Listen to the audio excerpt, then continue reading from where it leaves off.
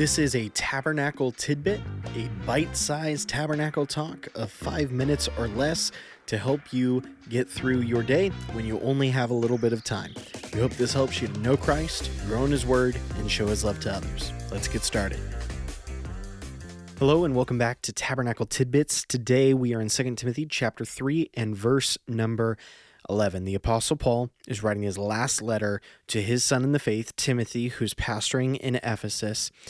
And he has been looking at, in chapter 3 in particular, some false teachers that Timothy would be interacting with in his ministry. And he's letting Timothy know, like, hey, here's the kind of life that these people lead. And here's the kinds of things that they do and say. Don't be like them. And he says in verse number 10, he says, contrary, not like those people and what they do, he says, you have followed my teaching, conduct, purpose, faith, patience, love, and endurance. And then today's verse, verse 11, along with the persecutions and sufferings that came to me in Antioch, Iconium, and Lystra. What persecutions I endured, and yet the Lord rescued me from them all. He says this, Timothy, you haven't just been with me and seen like the good aspects of ministry. He says, you haven't just seen that the happy-go-lucky times, the good times, the times in which I acted with love and care and godly patience and endurance. He says, you haven't just seen the good, you've also seen the bad. You saw the persecutions and sufferings. Obviously, Lystra, we would know most notably as the place that Paul was stoned and left for dead outside the city. We also know of times where there were church conflict, even in Antioch. And as Paul says, when I have gone through these hard times, you have seen and you followed me. You weren't like, okay, well, I saw all of the bad things that happened to Paul, and so I'm not going to mess with that. He says, you have had a love for the Lord that has endured through the hard times.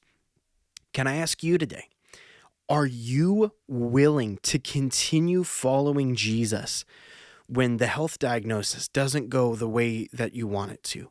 Are you willing to continue following Jesus when those that profess to follow and love Jesus are acting more like the devil than the Savior? Are you willing to follow Jesus into hard times, hard financial times, hard times in your relationships, hard times in your parenting? Are you willing to stick with Him? Now, I want to tell you, it's not just, do you have enough fortitude? No, will you follow Jesus in the perseverance?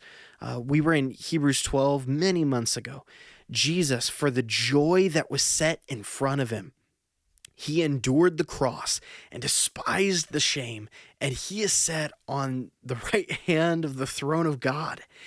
And so because Jesus, for love of you and for your redemption and to make you a part of His family, He went through incredible harm and difficulty. Are you willing to undergo some difficulties in this life for Him? And can I tell you, even if you wholesale reject Jesus, you're still going to go through the hard times in life. The question is, will there be a light at the end of the tunnel? Will you choose to walk in the Jesus way of life as you are heading towards that wonderful day where there is no more sorrow or pain or sickness or sin or evil? Will you continue to pursue Jesus despite the hardships that you will encounter, the hardships that everyone encounters?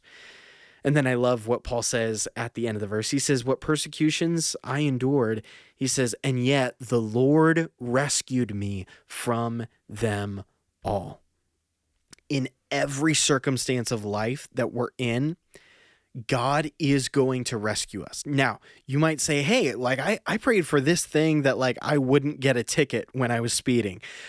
There is not an erasure of the consequences of our actions. And there's also not an erasure that God does of our world. Like He's not going to suddenly take away your inability to fly. You're still going to operate within this world. But the truth is, because of the resurrection of Jesus, you and I can know that Jesus is going to make all things right.